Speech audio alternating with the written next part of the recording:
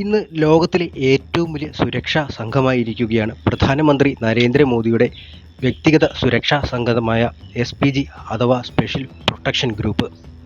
രാജ്യത്തിൻ്റെ പ്രധാനമന്ത്രിയെയും മുൻ പ്രധാനമന്ത്രിയെയും അവരുടെ കുടുംബാംഗങ്ങളെയും സംരക്ഷിക്കാനായാണ് SPG രൂപീകരിച്ചത്. നിലവിൽ 3000 പേരാണ് സേനയിലുള്ളത്.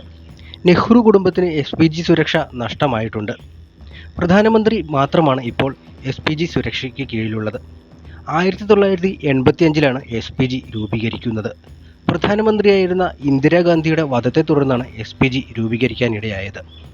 1989 VP സിംഗ് അധികാരത്തിലെത്തിയപ്പോൾ രാജീവ് ഗാന്ധിയുടെ സുരക്ഷ എടുത്തുമാറ്റിയിരുന്നു.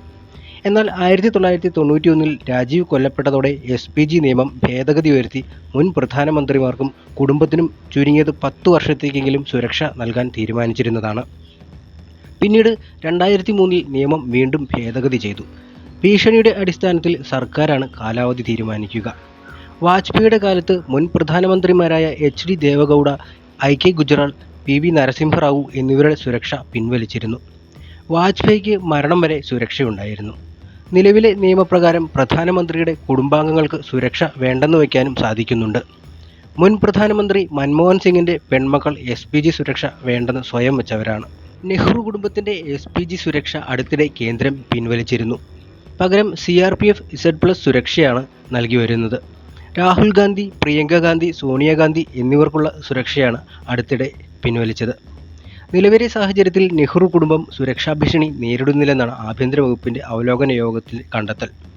മുൻ പ്രധാനമന്ത്രി മൻമോഹൻ സിംഗിൻ്റെ SPG സുരക്ഷ എടുത്തുമാറ്റി മാസങ്ങൾക്ക് പിന്നാലെയാണ് പുതിയ നടപടി വന്നത്. മൻമോഹനെതിരെ ആക്രമണമുണ്ടാകാനുള്ള സാധ്യത കുറവാണെന്ന ഇൻ്റലിജൻസ് വിവരത്തിൻ്റെ അടിസ്ഥാനത്തിലായിരുന്നു നടപടി. IB, RAW തുടങ്ങിയ എല്ലാ ഇൻ്റലിജൻസ് ഏജൻസികളും നൽകുന്ന വിവരങ്ങളുടെ അടിസ്ഥാനത്തിൽ കേന്ദ്ര ആഭ്യന്തര മന്ത്രാലയമാണ് അന്തിമ തീരുമാനമെടുക്കുന്നത്. രാജ്യത്ത് നിലവിൽ 6 തരത്തിലുള്ള സുരക്ഷകളാണ് ഉള്ളത്. X, Y, Y+, Z, Z+, SPG എന്നിവയാണ് ഇവ.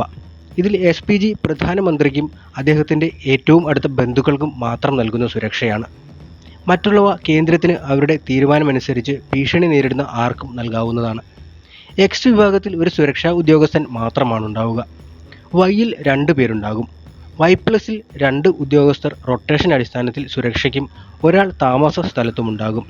Zൽ 6 ഗൺമാന്മാർ ഒപ്പവും 2 പേർ താമസ സ്ഥലത്തുമുണ്ടാകും. എന്നാൽ Z+ൽ 10 പേർ ഒപ്പവും 2 പേർ താമസ സ്ഥലത്തും ഉണ്ടാകും. ഇവയെ തന്നെ വീണ്ടും പല തരങ്ങളായും തിരിച്ചിട്ടുണ്ട്. ഇന്ത്യൻ റിപ്പബ്ലിക്കിൻ്റെ തലവൻ രാഷ്ട്രപതിയാണെങ്കിൽ കേന്ദ്ര മന്ത്രിസഭയുടെ തലവൻ എന്ന നിലയിൽ രാജ്യത്തിൻ്റെ ഭരണത്തലവൻ പ്രധാനമന്ത്രിയാണ്. അതുകൊണ്ടുകൂടിയാണ് അദ്ദേഹത്തിന് ഇത്രയധികം ശക്തമായ സുരക്ഷ ഏർപ്പെടുത്തുന്നത്.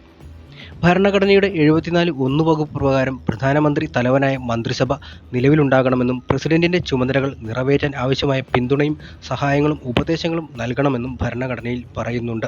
രാഷ്ട്രപതി ഭവന് സമീപം സ്ഥിതി ചെയ്യുന്ന സൗത്ത് ബ്ലോക്കിലാണ് പ്രൈം മിനിസ്റ്റേഴ്സ് ഓഫീസ് എന്നറിയപ്പെടുന്ന പ്രധാനമന്ത്രിയുടെ ഔദ്യോഗിക കാര്യാലയമുള്ളത്. 20 മുറികളുള്ള ഈ ഓഫീസിനോട് ചേർന്നാണ് ക്യാബിനറ്റ് സെക്രട്ടേറിയറ്റും പ്രതിരോധ മന്ത്രാലയവും വിദേശകാര്യ മന്ത്രാലയവുമൊക്കെ പ്രവർത്തിക്കുന്നത്. ഡൽഹിയിലെ ലോക് കല്യാൺ മാർഗിലാണ് പ്രധാനമന്ത്രിയുടെ ഔദ്യോഗിക വസതി. 2.8 കിലോമീറ്റർ ചുറ്റളവിലാണ് ഈ വസതി സ്ഥിതി ചെയ്യുന്നത്. ഇൻഫ്രാറെഡ് സുരക്ഷാ വലയം വരെ ഇവിടെ സജ്ജമാക്കിയിട്ടുണ്ട്. പെരിമീറ്റർ ഇൻട്രൂഷൻ ഡിറ്റക്ഷൻ സിസ്റ്റം എന്നറിയപ്പെടുന്ന സുരക്ഷാ സംവിധാനമാണ് ഇവിടെയുള്ളത്.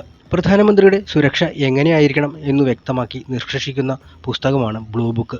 പ്രധാനമന്ത്രി പങ്കെടുക്കുന്ന യോഗത്തിൽ അദ്ദേഹത്തോടൊപ്പം എത്ര പേർക്ക് വേദി പങ്കിടാം എന്ന് കൃത്യമായ ഒരു നിയന്ത്രണവും ഇല്ല. BMW 7 സീരീസ് കാറിൻ്റെ അതീവ സുരക്ഷാ വകഭേദമാണ് പ്രധാനമന്ത്രി ഉപയോഗിക്കുന്നത്.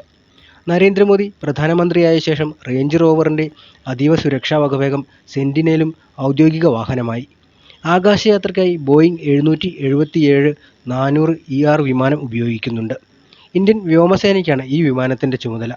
എയർ ഇന്ത്യ 1 എന്ന പേരിലാണ് ഇത് അറിയപ്പെടുന്നത്. അത്യാധുനിക സുരക്ഷാ സംവിധാനമുള്ള സെൻസർ പാളികളാണ് പ്രധാനമന്ത്രിയുടെ കാറിൻ്റെ സവിശേഷത. ബോഡിയും ജനാലകളും പൂർണ്ണമായി ബുള്ളറ്റ് പ്രൂഫാണ്. സ്ഫോടനങ്ങളെ അതിജീവിക്കാനുള്ള കഴിവുണ്ട് ഇതിന്. പ്രതിരോധത്തിനായി സായുധ കവചവും ഓക്സിജൻ സംഭരണശേഷിയുള്ള ഗ്യാസ് പ്രൂഫ് ചേമ്പറും ഒരുക്കിയിട്ടുണ്ട്. അപകടഘട്ടങ്ങളിൽ പരിക്കേൽക്കാതെ പുറത്തിറങ്ങാൻ എമർജൻസി വാതിലുമുണ്ട്. സ്ഫോടക വസ്തുക്കളുടെ സാന്നിധ്യം തിരിച്ചറിയാൻ കഴിവുള്ള സെൻസറുകൾ ടയറുകളിൽ ഘടിപ്പിച്ചിട്ടുണ്ട്. പൊട്ടിത്തെറി അതിജീവിക്കാൻ ശേഷിയുള്ള ഇന്ധന ടാങ്കാണ് ഈ വാഹനങ്ങൾക്ക്. നാഷണൽ ഡിഫൻസ് അക്കാദമിയിൽ നിന്നും പരിശീലനം പൂർത്തിയാക്കിയ മികച്ച ഡ്രൈവർമാരാണ് വാഹനം നിയന്ത്രിക്കുന്നത്. ഏതാണ്ട് 30ഓളം വാഹനങ്ങളാണ് പ്രധാനമന്ത്രിയുടെ വാഹന വ്യൂഹത്തിലുണ്ടാവുക. ഇതിൽ ഏതാനും കാറുകൾ ജാമറുകൾ ഉൾപ്പെടെ ഉപകരണങ്ങൾ സ്ഥാപിച്ചവയാണ്. സുരക്ഷാ വിഭാഗം ഉപയോഗിക്കുന്ന വാഹനങ്ങൾക്ക് പുറമെ പ്രധാനമന്ത്രിയുടെ പ്രൈവറ്റ് സെക്രട്ടറി, ഉദ്യോഗസ്ഥ സംഘം, VVIPയെ അനുഗമിക്കുന്ന മാധ്യമ സംഘം എന്നിവരും വാഹന വ്യൂഹത്തിലുണ്ടാകും.